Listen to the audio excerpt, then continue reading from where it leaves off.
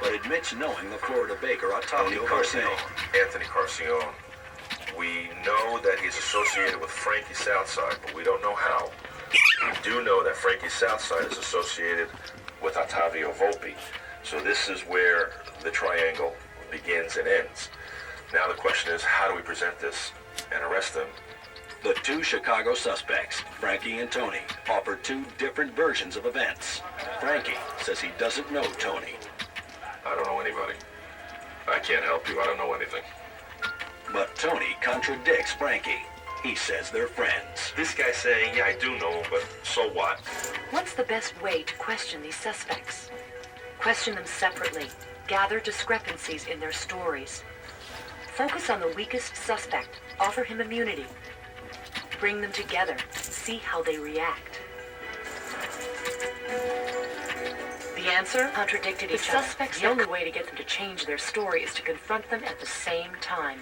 What type of reaction are you going to get from that? Well, sometimes that calculated risk is successful. Sometimes it results in some violent activity. Each of those must be weighed carefully before you act on them. Detectives decide to take a risk and bring them together. The answer is C.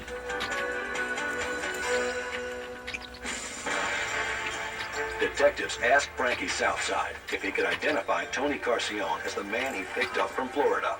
Reluctantly, he agrees. They drive him to Tony Carcione's house.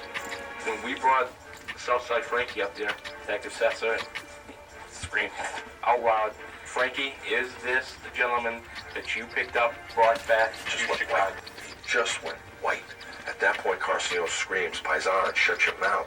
Don't open your mouth. We got lawyers. Don't say a word." Now I realize, oh God, we got him. We got him.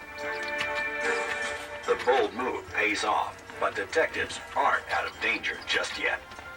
Dealing with an irrational person like Anthony Carcione, we didn't know what we were to expect. We thought we were going to have a shootout there. We were ready. He gets up on his step and yells, profanity of course, you know, "Why don't you tell the whole neighborhood?" It was great. It was a feeling of utopia because it was such an incredibly difficult case. It was a case with few clues, but many suspects. Through clever questioning techniques, detectives determined who was concealing the truth. In the end, it was their cool demeanor in the face of hot-tempered suspects that exposed a deadly plot. Everything they did was for the diamonds.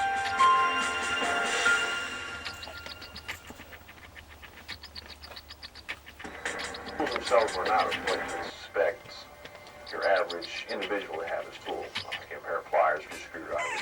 These tools were more specialized. What are the toolbox belong to? Which item is most helpful in identifying